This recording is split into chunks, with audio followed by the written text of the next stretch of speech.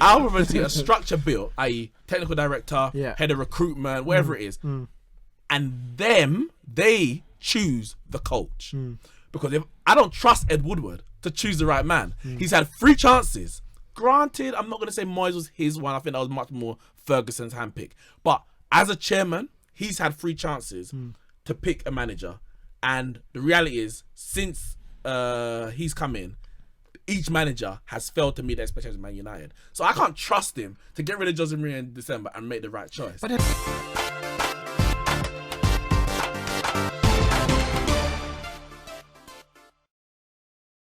well, there's one manager who's definitely not getting the best out of his players, and that is Jose Mourinho. Can you say that a bit louder, please? We can't hear you. Into the mic. Jose Mourinho. Jose Mourinho. And obviously we had a big Northwest derby on Sunday. So yesterday, as we were recording on the Monday, and we got battered. And the scoreline, 3-1 is, it's comprehensive, but the actual performance was even worse than the scoreline. I think Liverpool had 36 shots in the end. We had 6 shots, and I said it before, and I'm definitely gonna say it again. Top 4's gone. We're 11 points behind Chelsea. We're 19 points behind Liverpool, who are top of the table. That's the same gap that we finished behind Man City in May. We haven't even reached Christmas yet, and we're 19 points off the top. So we're not even talking about that. But top 4 being, I would say, the minimum expectation of every club. Every club bar Man City this season, the minimum expectation was top 4. Man City, for really and truly, the minimum expectation, I'll say win the league. Really and truly win the league. Yeah, everyone else was minimum top 4. And we're not going to get that. So, I mean, I don't know if you don't watch the game, but it followed a very similar pattern to the Man City game. That we at Etihad, we lost that game as it was 3-1 as well. For a moment it looked like we could get back in the game. I mean, we got back in the game. We got an equaliser through Alisson's error. But again, at no point was I confident that yes, we're going to go in and get another or win the game, whatever it was. And it was more, let's just see if we can hold this out and sneak a draw that we at no point deserve to take back to Manchester. We scored 29 goals. We conceded 29 goals. So 0 goal difference. And I think you sent a stat today, Ramone. What did you say? Is it conceded 1 more or was it 1 less? 1 more. 1 more than the whole of last season. And for me, it shows last season that as good defensively, or also as good as our defensive record was, i.e. goals conceded, clean sheets, we weren't a good defensive team. We weren't an Atletico Madrid where we're restricting shots on our goal. We just had someone in goal who was stopping them from actually crossing the line. This season, he hasn't been at his best. He's been 4 out of the last 5 years, won Player of the Year, Manchester United Player of the Year, and this year he's definitely not going to win it. But he hasn't been at his best. And to be fair, he could win it, man. No. There's no one else that's going to win it. To be honest, they shouldn't even, at this stage of the season, they shouldn't even be holding no end of award. Maybe for the youth, them just say, someone got called up, give him a little. Marshall got that, man. If Mourinho's got anything to say, Marshall ain't got nothing. But we ain't getting top 4. That's a certainty for me. But what do Manchester United do with Jose Mourinho? Yes, I know. As Arsenal fan, I know. Yes, I know that 10-year contract. But just put that to the side for 1 second. I want to talk properly. Let's take off your Arsenal hat in terms of Manchester United, for the good of Manchester United. What do they do with Jose Mourinho? Now, me personally, as a Man United fan, and even in general, I don't like to see, unless there's a risk of relegation, I don't like to see managers sacked in the middle of a season. Because there comes a point, even like when Jose Mourinho got sacked at Chelsea, he was down in the relegation zone. So it's like, it could actually get, like, everyone's like, don't worry, not going to get relegated. But it came to a point, you know what? It just carries on. It's actually peaks. They got rid of him. But if you end up, you're in 8th or 7th, you're not going to win the title. You're probably not going to get top 4. Sacking him is not going to make a difference in terms of your final league position. But you sack him for the sake of it. Well, I say sake of it, maybe just for a change, and then you make a final change in the summer. But I'm not a big fan of making those decisions. I like to judge a manager at the end of the season, regardless of what's going on. For me, Jose Mourinho is going to be sacked. by the end of the season. I think when we're mathematically cannot qualify for the Champions League, the payoff that we're gonna have to give him would be £6 million less than if we were to sack him now.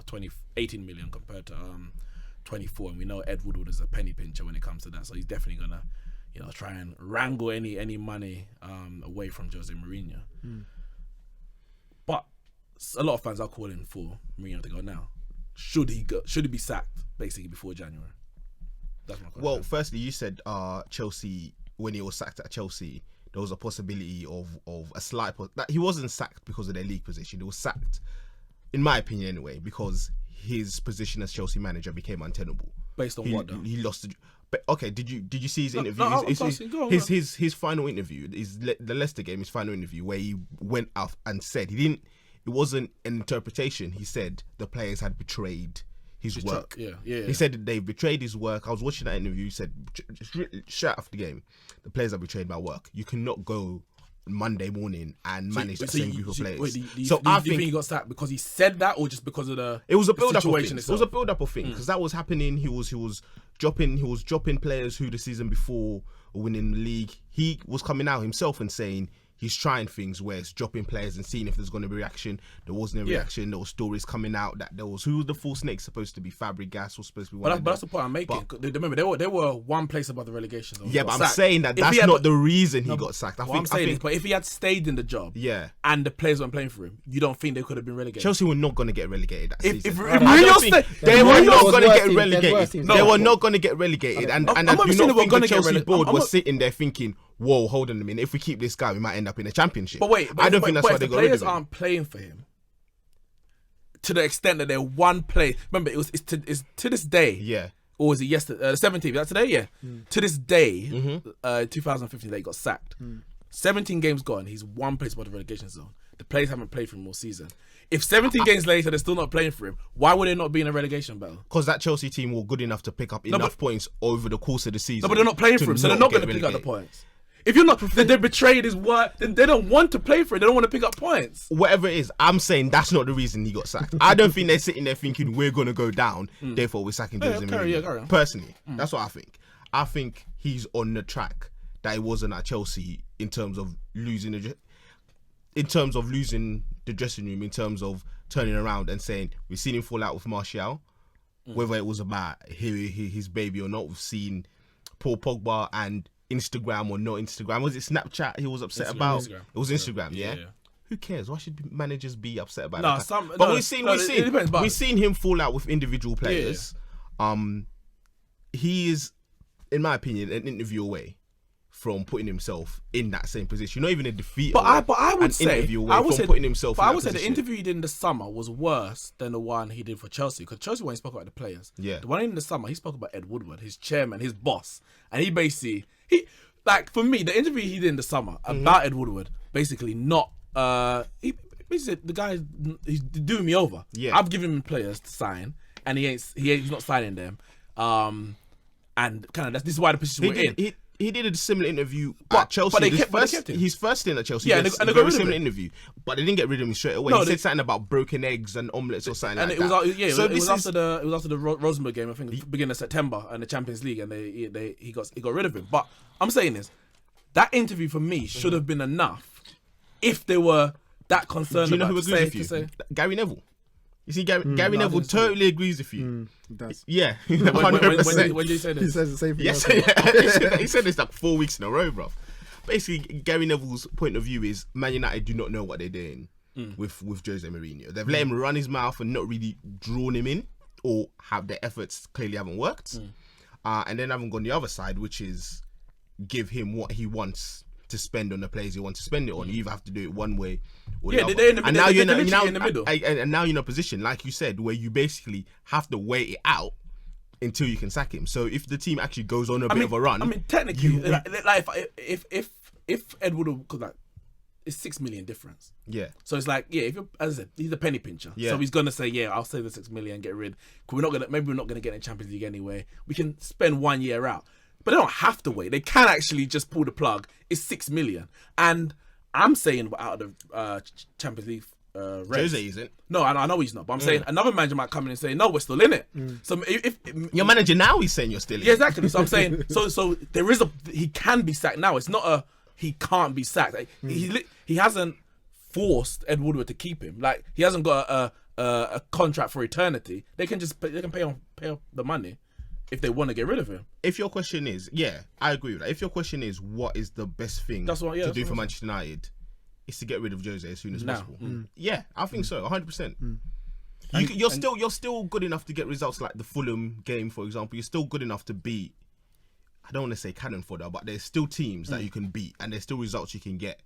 And then you look back to a result like Turin away and say, there's a bit of hope there. I thought your best chance of getting something yesterday was basically do what you've done in the last 2 Champions League games, which is not play until like the 88th minute, be in the game, and then somehow create. Not the last 2. So the last 2 Champions League games. Not the Valencia. Oh, the Valencia game. Okay. You were rubbish, but like, the only. Well, that's when we actually brought on proper players. Yeah, but yeah. So I thought that was like your best chance of getting anything. But we didn't play and we lost anyway. Exactly. So I don't. So that for me, we weren't going to win the game. No. For me, you weren't going to win the game, but that's the only sliver of hope. If I was a Man United fan, that's the only sliver of hope I'd have held on to. Basically, which is start Fellaini. Yeah, start Fellaini. Bring on Fellaini and still be in the game. We'll still be in the game. Still be in the game. But we did bring on Fellaini 1-1 at 1-1. I'm saying that's the hope. I'm not saying that's going to happen. I'm just saying that's the hope I'd have held on to. Alright, but if they were to sack Jose Mourinho now, and I don't know who, even if you thought about a manager that can come in, I don't know if you have, Man United fans, but would there be a chance of getting top 4? And if there's not, okay, so if there's not, why are they sacking him now? For what purpose is behind sacking him now? You have a good enough squad to keep those players and have you're almost having to try and get a feel good atmosphere in the squad for next season. You sack him now with a view for next season, with a view of getting Pogba back on side, Lukaku back on form, Martial back on side, Rashford feeling as good for Man United as he does for England. That's what you're and to try and keep the hair. Really and truly, that's what you're sacking Jose for. All of them are gonna stay. Well, they've got a extension to the contract. So they won't be. They're not gonna go for free in the summer. None of them. Yeah. So the way I'm looking at it, we could sack him now and then say, Pogba stays, and say, okay, cool. Depending on which manager comes in. It's not guaranteed, but that's no. Yeah. But if we were to sack him in, let's say April, when we mathematically can't get into the Champions League, which I'm thinking is the time's gonna happen. Then if it's the manager they don't want to play for, unless those players are going to go in January, does it matter whether you sack him now or you sack him in April in terms of whether they want to stay at Manchester United? This is my thinking. April, that's it. The season is legitimately done. Yeah. Now you've got half a season to get. Think about Liverpool. Liverpool last season finished. They still finished 4th, right? But a lot of their momentum this season is predicated off the feel good vibe around the club. That's got into the way people spoke about Liverpool at the end of last season. You'd think they just about missed out on the title.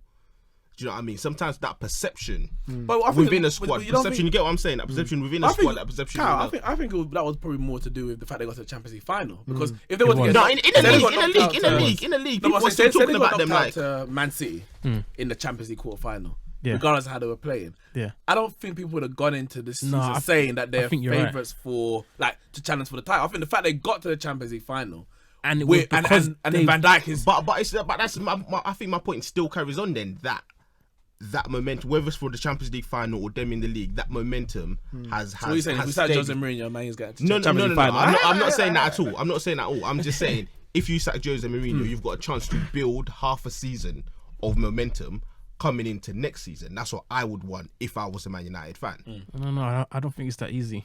It's not easy thing, but not that easy. But you go back to Arsenal, especially because you sack him now and you say get that feel good or get to learn some new tactics and formation under your new manager. Say they bring in a new manager, but what if they can't get the manager that they want now because the manager that they want is in a club and he's like, I'm gonna see out the season to the end with the club that I'm at. I don't know, say it's BVB manager or Atletico manager or whatever. They say, no, wait till the summer and then I would join. If Man United can't get a replacement, then there's no point in getting rid of him. There's no point. what you're going to be Give it to Giggs. a caretaker manager.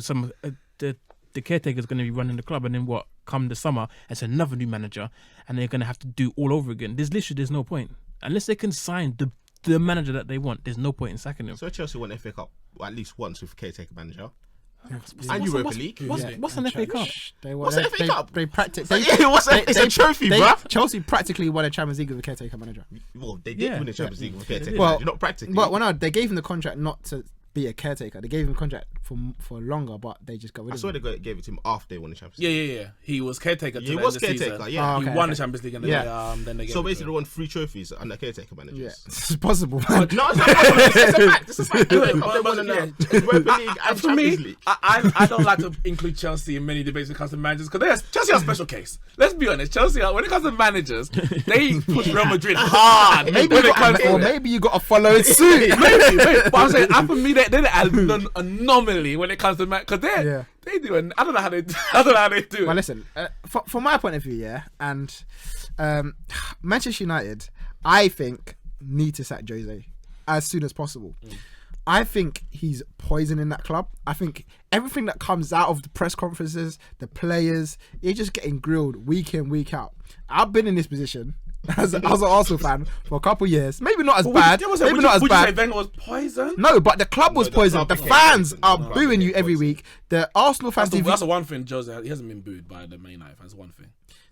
Maybe it's gonna come soon, but it ain't come yet, which is slightly surprising. But I mean, the Arsenal fans that booed Arsene Wenger, it wasn't necessarily a massive majority until towards the end. It took a long time for Arsenal fans to really start booing us. Even then, I don't remember a time where the whole atmosphere was that toxic in terms of inside booing the manager. But it was things like Arsenal Fan TV has 100% played a part in Arsene Wenger, and that because it became so big that you couldn't stop it from being everywhere. Everyone was talking about it. Fan channel, Talksport, BBC, everyone was talking about it. So if they're talking about it, the club are talking about it because it's a reflection of what's on, and it got so big. It got so big that it became a reflection of what part of the club. I'm not saying all fan channels are, but that one in particular became a reflection of what a lot of the fans are thinking. Now, Manchester United, I think. And I think what you said earlier about the relegation and not sacking them to your... Remember, that was a general point. Yeah. I don't believe managers should be sacked unless there's an actual risk of being... But for me, unless you're a team that's fighting relegation, that shouldn't necessarily be your mindset because your aim... So like, for example, Southampton, right? Their aim is to stay in the Premier League this year. At the start of the season, it was stay in the Premier League. At the time that they sacked Mark Hughes, they didn't feel, maybe, I guess, that he was good enough to meet their aim of staying in the Premier League. And that's because that's the club of their size, so that's their aim. Yeah. Man United's aim, challenge for the Premier League top 4. You said minimum top 4, right? Yeah. And it's become to the stage where it's getting to the place where your aim is becoming, you can't reach it anymore. It's it's coming close to the chance. But the difference is Southampton were in a position where they could still stay up. I personally don't think we're getting top 4. Those teams are playing better than us, and it may be obviously the manager has a part to do with it, and the gap they've increased over us. I can't see us pulling that back, regardless of who we bring in at this stage. So I'm like, the season isn't even salvageable in terms of the. But then you wouldn't have said to sack Jose when there was a chance, would you? You wouldn't have said to sack. No. That's what I'm saying. That's why I said I generally say to judge in May. Yeah, but what I'm saying to you is that if you had a chance where you could have been top 4, then why didn't you sack him then to have an opportunity to make top 4? But you put like this. I hear what you're saying, but I guess it's a case of putting you can't sack him. Well, not say you can't, but you don't sack him when you got a chance of top 4. Because you've got a chance of top 4, you think you can actually make it, unless you know that you're going to reach that point. But that's the same thing with Southampton then, because Southampton could have stayed in the Premier League, but they still got rid of their manager. But you're saying that's the same thing though, because they were knocked down. They were 1 or 2 points from safety. But I also said that if you're not gonna, which I've said before, if you're not gonna back Jose Mourinho, i.e. in the summer, because that was the point to really set your marker. What is it you want? You gave him a new contract in January or whatever it was. So as far as Jose Mourinho is concerned, all right, you want me here? You're gonna, we're gonna do what we need to do to get us. Then you don't do it, so you might as well sack him then. But you didn't. So at what point do you sack him? I'm saying if you're gonna let him go into the season with your backing, i.e., you can have the job, but on our restraints of, i.e., these are the players you can use, then you give them to the end of the season. Unless that's just me personally. Unless there's an actual risk of, cause for me, you're not going to get in the Champions League. Whether you finish 6th, whether you finish 5th, whether you finish 8th, 9th, 10th, we're not going to get in the Champions League. So I'm not too concerned about that. But one point that Kyle made, for me, is an important one, and it leads on to another thing, is that we didn't. If we get rid of Jose Mourinho now, it could be a case of who do you bring in. But for me, changing the manager, which I've said before, is just one of the problems or the solutions of Manchester United. When Arsenal were getting rid of Arsene Wenger, they brought in footballing people above that position of head coach manager before they got rid of Arsene Wenger. They created the atmosphere, the structure that allowed whichever manager they wanted to bring in to work within that. This is what we want as a club. These are the players we want to buy to suit a certain style. Now you're going to come in and either...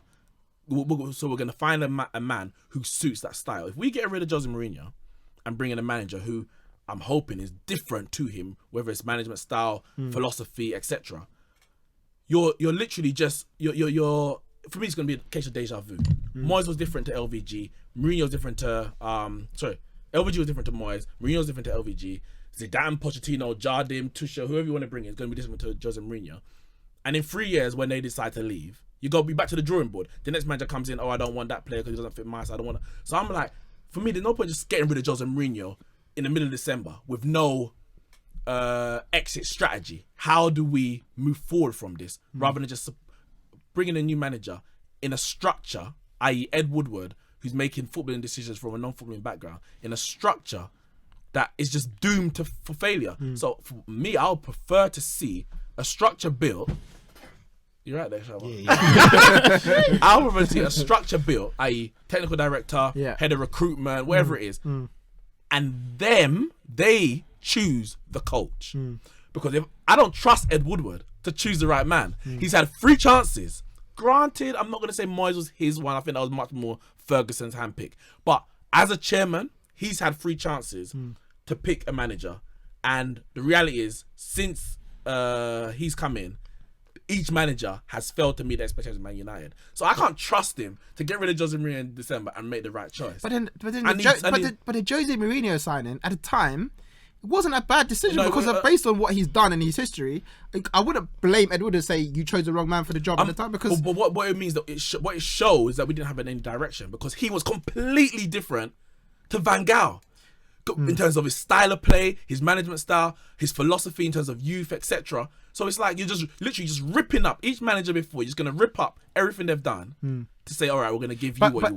But I guess from his point of view, he believes in what Jose has come. Pep Guardiola is different to what Pellegrini had under Man City, but they believe but Man City set up the whole they were ready for Pep. It was just a matter of time when. But the thing is with Jose Pellegrini was living on borrowed time. Yeah, Pellegrini was brought in to ready City. Jose Mourinho, when he was brought in, it was the prime opportunity for them because they didn't know where he was going to go and whether they could ever get him. Well, first, Jose Mourinho for me, which I said back in then, he should have replaced Ferguson. I said it in 2013. So when he came in 2015, I was like, all right, we've got the man that I wanted. I didn't realize it was 3 years too late. But for me, he was the manager of Ferguson, not because it was a long time philosophy. I was like. Right then he was at his peak. He just won he left Real Madrid, hadn't he? Because he went to Chelsea after and won the league. So obviously he still had the ability to win the league. We did it with Chelsea, but he would have been a stopgap to say we're out of the Ferguson era, win us a few trophies, and then we can move forward.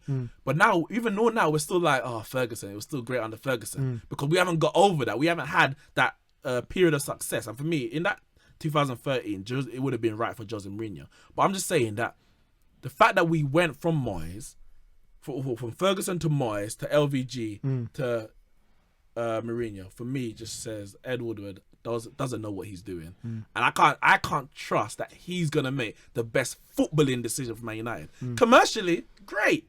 Pogba, if we were to sell Pogba in January, I'm sure he'd probably double the amount we bought him for. Great. But is that a footballing decision? Is that the right footballing choice for Man United to sell Pogba? I don't think we are going to.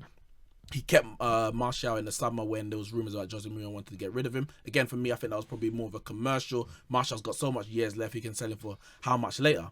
But I can't trust Ed Woodward to make the right decision. So I need someone under him. Whether it's the end with Van der Sar, I think he's technical director at Ajax at the moment, or someone of that ilk to say, right, I'll make the money for the club and you make the decisions. So I wouldn't even be excited if Jose Mourinho got sacked, because I'll literally be like counting down possibly the days until it all falls apart again. That's the way I feel at the moment. Boy, that's deep. That's deep. It's a